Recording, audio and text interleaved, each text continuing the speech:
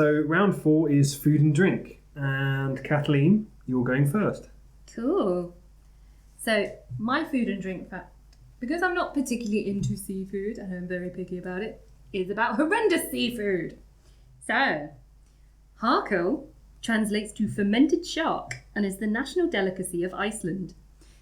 Made with either Greenland shark or basking shark of the North Atlantic Ocean, it is traditionally prepared by first beheading and gutting the shark. The carcass is then buried in a hole covered with sand, stones and gravel and left to decompose for 2 to 3 months. Once unburied, the flesh of the shark is cut into strips and hung to dry for 4 to 5 further months before serving. This whole process of fermenting eliminates the shark's poisonous substance, trimethylamine oxide, and uric acid.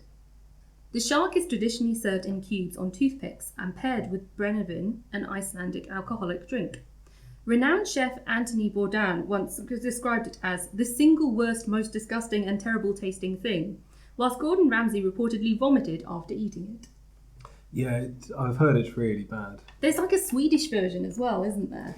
Yeah, with herring. Yeah. Yeah, and you have to open the can underwater. Yeah. Because otherwise you can't use the room again. It literally... It just does something to whatever that room that you open it in. I don't get, why would you like even part way through this process be like, I should continue this for another 2 months and see how it goes. It seems awful now. Let's see if that gets better. Why would you then eat it? The Icelandic one is where basically they don't eat it themselves. They just give it to tourists. And it's one of those things, it's a gimmick. Someone came up, like eels. I think they must have done it once a long time ago and given it to prisoners, and someone went, Icelandic dish that they gave us. Yeah. But the Swedish one is I think it was some Finnish sailors were trying to get rid of this like half salted fish. Mm-hmm. Half of it was obviously unsalted and rotting, and they left it with the Swedish. Stupid Swedish they came, and they came back and that way, and the Swedes went, have you got any more of that fish? It was really good. And they loved it. Do you think whilst they were tripping on their horrible fish, they were like, all our furniture should be flat, and they're not flat, but you'll need a lot of Allen keys, and they won't be normal sized. All our meatballs need to be made of horse. And we were talking about Iceland, weren't we? Yeah. Highest population of Allens. Allens? In the planet. Or per capita, they have the highest number of Allens per people. So all Allens should move there? No, they already have all the Allens they need. All those Allens, they got a lot of keys. They got a lot of Allen's keys. Yeah. But tush. But tush. Is that way instead of actually hitting a drum, you just slap someone on the arse? Yeah. So, my one for food and drink is called shiokara. It's one of the 3 Japanese dishes that I considered. Probably the most revolting, but the least disgusting. So, this lovely little dish comes from Japan, as much of the best seafood does. To prepare it, you have to take various parts of various fish, mix in malted rice and salt, and leave to ferment in its own viscera for up to a month. Even in Japan, it's an acquired taste, and is often downed in one, followed by a shot of whiskey. So that's the preferred method for eating it. So you have to have whiskey to take the taste away. Burn its way through. Yeah, and it's fish guts and viscera and all the different ugly bits of the fish left to ferment. So it's essentially sort of a variation on the Icelandic one. Yeah, except it's more of a soupy kind of. It's not left for so long, and it looks very much like blood and guts and stuff. Why would you? That sounds like a bet to me. It sounds like they didn't like the tourists. I was going to say, what can we get? Yeah. No, apparently it's a traditional dish. It's one that's been around for a while, but I think it comes from when you're quite poor or you don't have a wide variety of food to eat. Or you're at sea. Yeah. And you've got to make do with what shit you've got. Yeah, what's that one that's... What's the one where you get raw fish and you basically cook it in like citric acid, where you put limes in it? That's not from Japan. No, that's South America, and it is. Sorry, it'll come back in a minute. Sorry, I do actually know it, and I've made it. Sweetie. Yeah. Yeah, I was going to say I've heard of it. I've never tried it. It's all right. I only really liked it because I love lime. I think you don't really love lime. You love tequila. I love limes, but tequila is a great thing to go with lime. Yeah, I love tequila. I so love tequila. Right, Laura, what's on your list? Okay, so I'm going to go very different from you guys. So you guys have gone with foods that come from the sea. So I'm going to talk about cookie cutter sharks, which is a species of shark. It's also known as the cigar shark, but I prefer the cookie cutter type. So its dark colour mimics the silhouette of a small fish. So when looked up at, it will look like a small fish and mimic also the light coming down from it, as it were.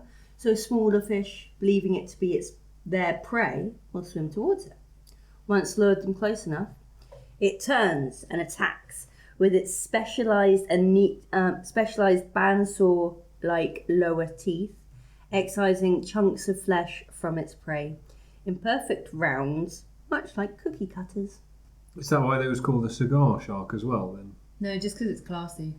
Where's a pinstripe point? Yeah. No, but I mean like cigar burns. Yeah, I think from cigar burns, but that was something I found very later on in my research from it, and it was mainly cookie cutter as the reference, and just the idea that it sort of lures things near and then just sort of noms out a nice shortbread-esque round of flesh, and doesn't sound nearly as revolting as either of yours.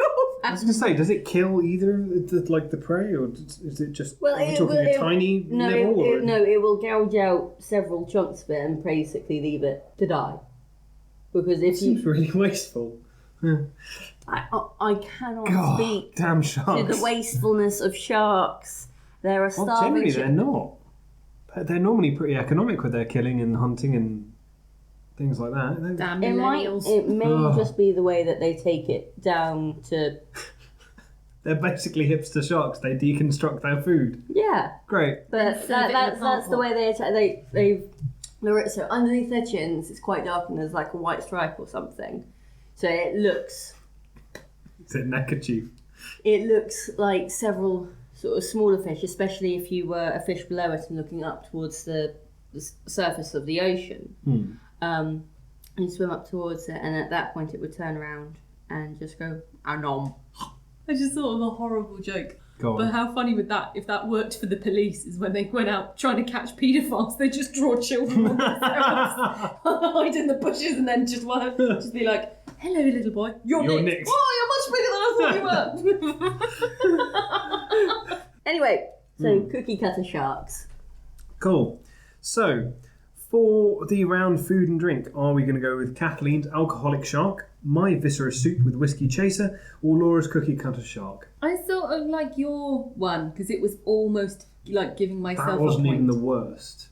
I found two other ones. So the other one I found was that I can't pronounce but it's a mouthful of tiny living fish, and they're like the little ones that are almost see-through. It's basically minnows, and you put these things in, and it apparently feels like the fish are dancing in your mouth, and that's because they're alive and they know they're about to be eaten, and you swallow them. Oh god.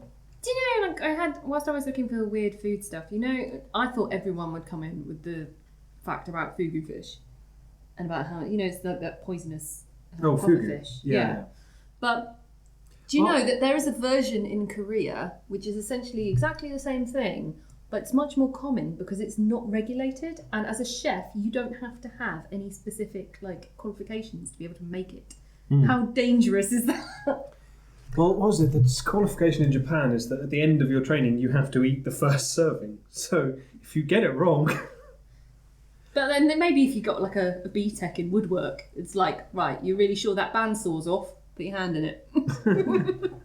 I mean, the other fact that I heard about a fish, it's the other one I found out about my thing, which was too gross to win, was where they do sashimi, but they actually bring it to your table alive and prepare it in front of you so that it slowly dies while you're eating it. Oh, and this thing's like it's flopping about and looking at you on it, and I saw the picture of it. It's fucking disgusting. Like this, they pull out all the intestines, and there's a video of it. There's a whole thing about eating live baby octopus as well, and there you have to eat them with the tentacles down because otherwise it can in your throat and kill you. Yeah. There was a really good, basically octopuses, octopodes, whatever they're called. They're not called octopi. Actually, I remember this. This was a QI thing. It's octopuses or octopodes. They can still move about and wriggle about sometimes after they're dead because there's various parts of their brain. It's not their whole brain, but in each tentacle. They actually have the majority of their brains throughout their tentacles and their nervous system. I mean, it's not like a thought process. But it's enough to react and have the essential... Yeah, it wriggles towards stuff. But one of their arms is a penis arm, and there have been a couple of cases... So they're like Inspector Gadget. Basically, yeah, go penis arm. And a couple of times it's happened where someone's eaten it.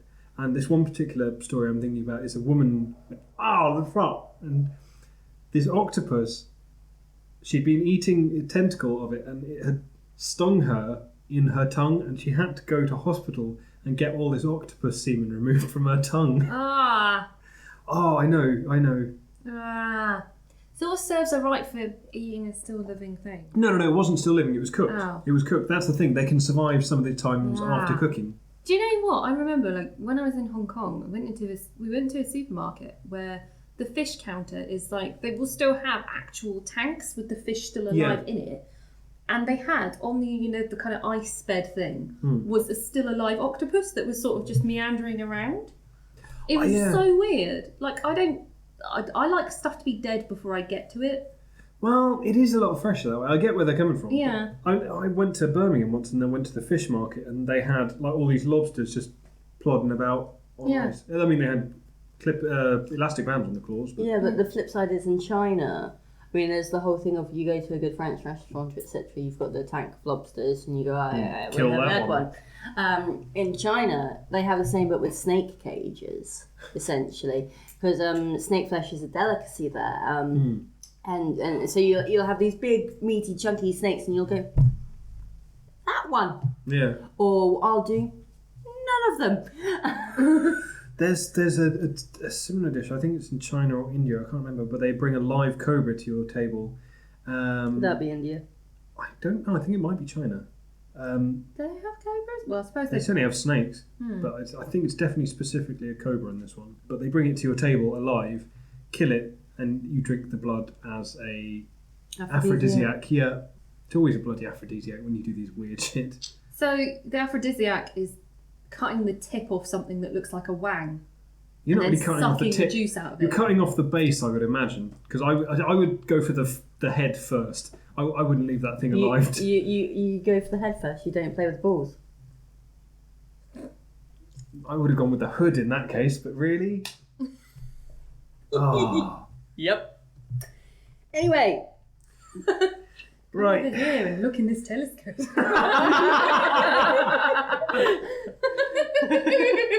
That was an obscene gesture and I won't dignify it with a response. Right, so... I came up with that, I'm proud of myself. I would be. Right, so round 4, food and drink. Kathleen, we've got your alcoholic shark, my viscera soup with whiskey chaser, and Laura's cookie cutter fish. Let's actually vote on this now. I'm going to go with Kat's alcoholic shark because it didn't make me feel quite as sick as your one. Okay. I'm going to go with the viscera soup thing because it was gross and it was almost my fat as well. I'm going to go with Laura's because I already knew the cheese shark one. Yeah, because it looks like cheese. So I'm gonna go with Laura's just because it's one I made it worse now that you've said that. Yeah, because people often think it's cheese, and they go, oh, well, this is terrible cheese, and they go, actually, it's shark. It purifies in its own urine as well. Yeah. How dehydrated and mental on rum do you have to be that you think that's a good idea? Have you seen? I was going to say you said it was the Greenland shark as well, didn't you? Yeah. Have you seen that fucker? He's ugly. Are you attracted to sharks? I find them really interesting. But No, I mean, more it doesn't have an... No, thank you. Cool. So in that round, everyone's a winner. Yay!